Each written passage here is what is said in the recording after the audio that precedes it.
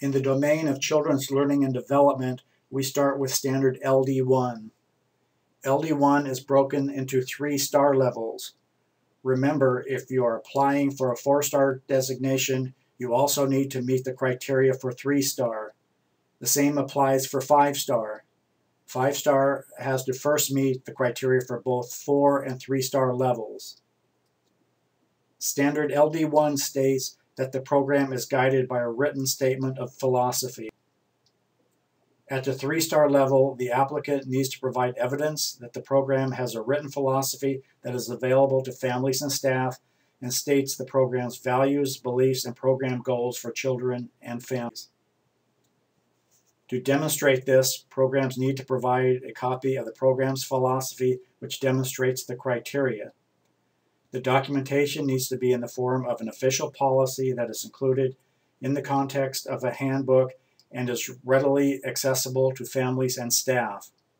For example, this may mean your policy is in a family handbook you give to families just entering your program.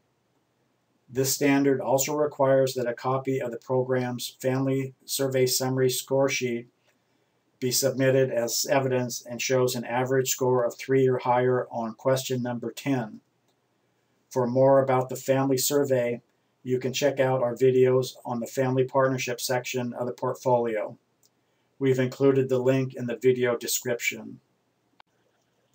For a 4-star program, in addition to the evidence provided for the 3-star level, we require that the program's philosophy explicitly ensures the inclusion of all children. In addition to the policy, programs need to submit a written example of how the program has implemented its inclusive philosophy. Choose an example that's specific and recent.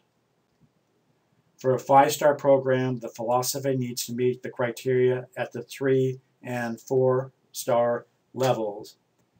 The 5-star level requires that the program's philosophy should be used to guide decisions, including these 4 bullet points.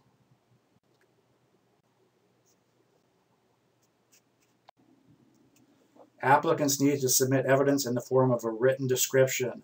The description needs to address how the criterion is met in the program and should include specific information about practices.